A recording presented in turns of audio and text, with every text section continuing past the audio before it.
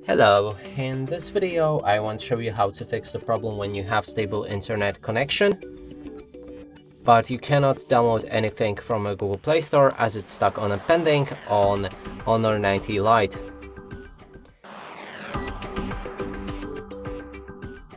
And to do this, here we have a Google Play Store. Let's try to install something.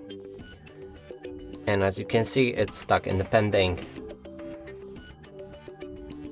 And now to fix this, we'll need to open our settings, then scroll all the way down, enter system and updates, go for date and time and enable set time automatically.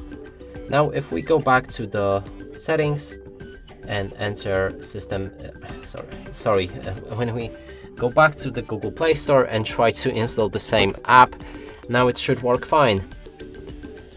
Yep, as you can see, it worked perfectly. And that's it for this video. Hope you like it. Please consider subscribing to our channel, leave a like and a comment below.